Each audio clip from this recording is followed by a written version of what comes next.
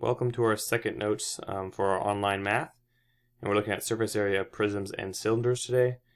Just a quick thing, when you're done with your notes, again, put them in your Google Drive folder, which pretty much all of you did, I saw from last week.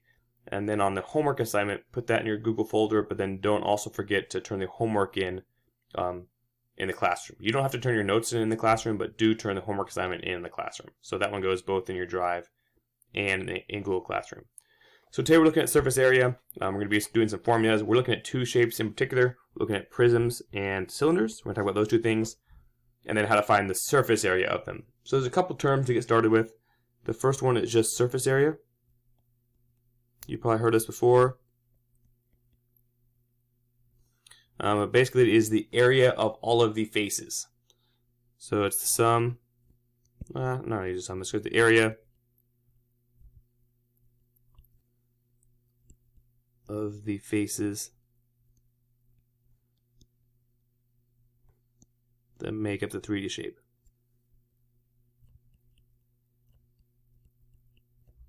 So if you think about like a rectangular prism from last week, it would have 6 faces. You would add up the area of each of those faces, and that would be the entire surface area. Or if you think about painting a room, the surface area would be the floor, all the walls, and the ceiling. Painting all of that would be the surface area. Next thing we're looking at is a prism.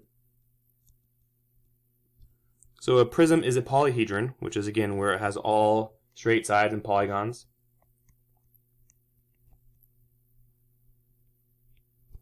With 2 congruent bases.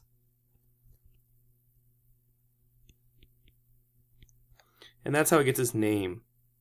So the base is based on its name. So if I said a rectangular prism, that means the bases are rectangles. If I said a triangular prism, that means the bases are triangles. Hexagonal prism, the bases are hexagons. One thing to think about with that though too, bases are not always on top and bottom. They can be on the sides. For a prism, the other faces are all going to be rectangles. So it's not always just the top and the bottom, but you do have 2 other bases. We have a cylinder then.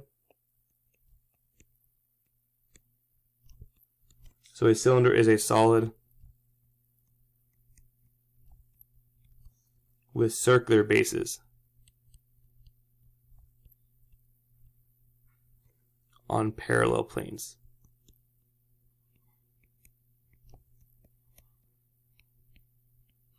So it has a circle on top and a circle on the bottom, and they're on parallel planes. So that means, if you have one circle here and you have one circle here, that would work because they're both on flat planes, like a flat plane here, and then you connect those two to make your cylinder.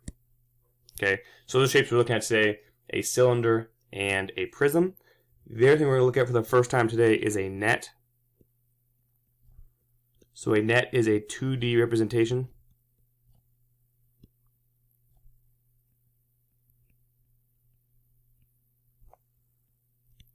of a 3D shape. So one way I like to think about this is when I was a child, and I still done this now, or if you take apart cardboard, if you take a cereal box, which is 3D, it's a rectangular prism, and you basically take off all the parts that are glued and you fold it all the way down, what does it look like in a 2D version, so in a flat version? So an example of like a rectangular prism would be you'd have, I'm not very good at drawing these, I'll do my best here. You draw a rectangle, the thing, and you'd have kind of the part that connects it to the other rectangle here. So those 2 big rectangles would be the top and the bottom. Those connect them so it would fold up on top of itself. You have something on each side, a little tab on each side. If you basically folded all those up, you can make a rectangular prism. You can also have like a cylinder, would be you'd have a circle on one side, a circle on the other side, and in between you'd have this rectangle shape. And if you rolled the circle basically around, you'd have a cylinder if you connected those things. So those are the terms for today. We're going to look at the formulas.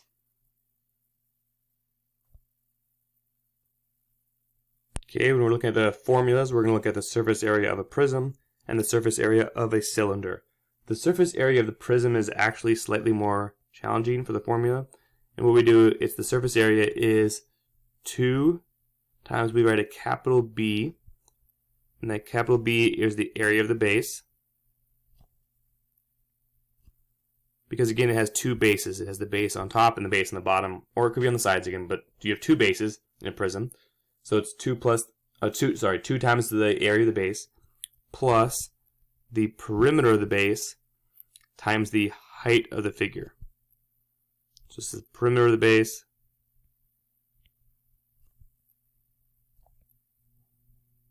perimeter base, and this is the height of the figure.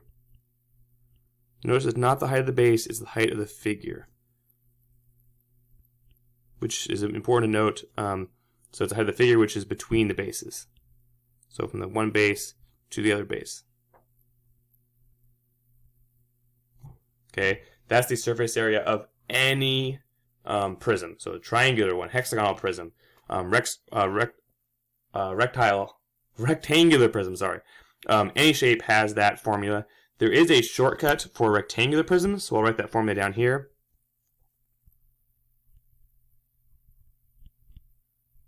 So for a rectangular prism, there is one shortcut. You might have seen this before too.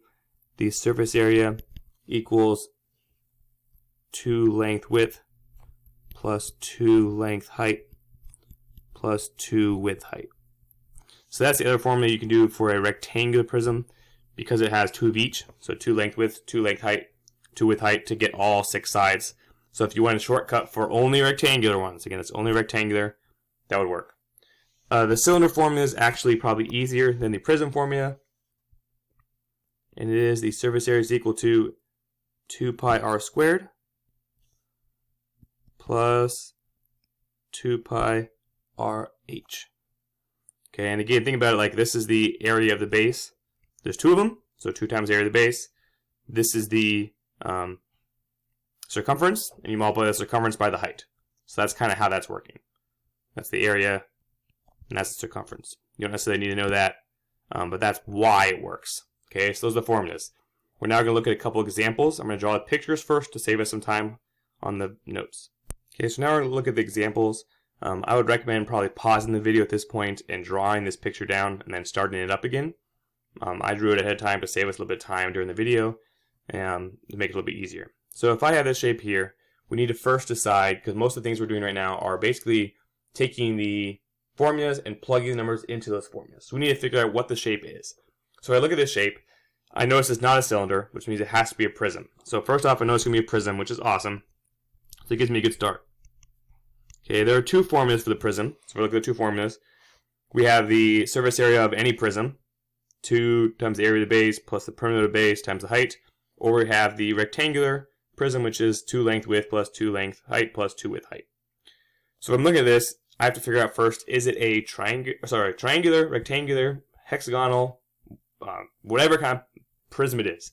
In this particular problem, it is not a rectangular prism. We should hopefully be able to notice that. And actually, the 2 bases, and this is what confuse people sometimes, the 2 bases are actually triangles. This is one of the bases of the prism, and then the back is the other base. Because if you look, the 3 faces that connect them, this middle section right here, okay, those 3 faces are all rectangles. So those are connecting the 2 bases. So going from the one right triangle to the other right triangle in the back. So those triangles are the actual bases, and that's really important to know. So those are the 2 bases. We're trying to find the surface area, so we're going to use the surface area formula from above. I'll go back to red here. So the surface area is 2 times the area of the base plus the perimeter of the base times the height of the figure. So I'm going to plug in what I know. So I don't know surface area. I know this is 2. I know B is the area of the base. We just said the base was a triangle, right? The base is, I'm going to put triangle, which means we need to know the area of that. And the area of a triangle is half base of the triangle times the height of the triangle. So in this case, it would be half the base of that triangle, since it's a right triangle, is 3, so 1/2 times 3, times the height of that triangle, which I can see right there is 5. So I know my formula is 2 base area, half base times height of the triangle, plus perimeter of the base. So that is all three sides of the base added up, because again, the base is a triangle. So I'd add 5 plus 3. The issue is I don't actually know the third side, so I have to find that third side, which we should hopefully be able to do that because we have a right triangle. So to find the third side, we're going to do Pythagorean theorem, times, again, this h is the height of the figure. This can be confusing. If you look back at our notes, we said the height of the figure is between the bases. So we're going from one base to the other base. So this number here is the height of the figure. Because the one base is a triangle, the other base is a triangle, we're connecting them. So 8 would be the height here. Okay, again, to find this other number, because we're trying to find perimeter, the perimeter is the distance around. So we're trying to find out, again, just to explain myself again, we're trying to find out this distance all the way around a figure. 1's 5, 1's 3. I need to find this distance here. We can do Pythagorean theorem quick. So 5 squared plus 3 squared. 25 and 9. 34 equals c squared. So it would be the square root of 34, which is 5.8, sorry. So that number would go here, 5.8. That's the missing side. That's the hypotenuse of the figure. Okay, we can type this into a calculator, which I did for us. So surface area would equal, I don't know why I changed to orange, but it did. And this is 15 here, and this ends up being about 110.4, I believe. So the surface area is 125.4 if you round a little bit. Okay, so that's the surface area. The units in this case are meters, it gives me that. And since it is area, it will be meters squared. Okay, that's the hardest problem you have. Those kind of problems, the triangular prisms are the two hard ones, which if you look in your book are numbers 4 and 7 on the assignment. 4 and 7. Go ahead and try those first. I am going to show you how to do number 4 tomorrow or in the other video because that one can be challenging. But this is type 4 and 7.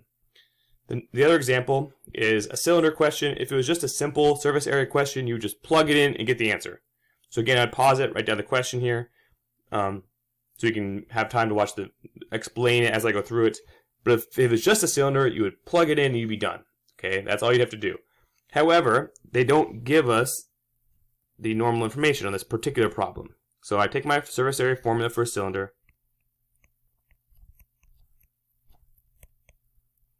Okay, and normally you'd plug in the radius for those two numbers. You'd plug in the height right here, and you could find the surface area. However, on this particular problem, they tell you the surface area. So I know this is 157.08. And I know this is 2. I know this is pi. I know my radius is 2.5. This would be 2.5 squared. Plus 2 pi. Again, r would be 2.5. We don't know the height. And the problem says right here, find the height. So it means I don't know this, which means I'm going to leave this as h. Then all you do is just the math. So this is 157. We just going to do some algebra. This is the dream life right here. Good old algebra days.